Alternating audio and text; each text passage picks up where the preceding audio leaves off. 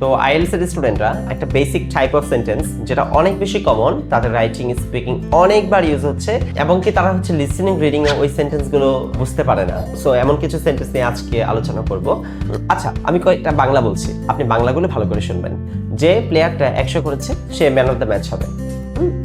আচ্ছা, যে ভালো করে পড়াশোনা করে সে লাইফে এস্টাবলিশড হয়। যারা আসেনি তারা এটা পাবে না। এই যে দেখেন, এখানে যে হলে সে কথাটা হচ্ছে, তাই না? যারা হলে আবার তারা কথাটা হচ্ছে।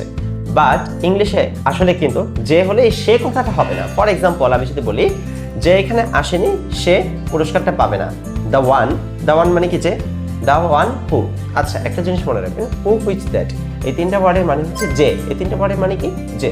তাহলে the one who didn't come here মানে যে এখানে আসেনি সে পুরস্কারটা পাবে না। একটু দেখেন, সে, he will not be given the award. He, তাই না? না, ইংলিশে যে হলে সে কথাটা হয় না, তাহলে এখানে হি হবে না। তাহলে পুরো সেন্টেন্সটা কেমন হবে?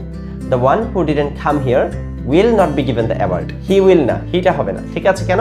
কারণ ইংলিশে যে হবে কিন্তু সে হবে না। তো এই ধরনের অনেক সমস্যা নিয়ে আরো সামনে ভিডিওগুলোতে আলোচনা করব ইনশাআল্লাহ। Stay tuned with IELTS master class.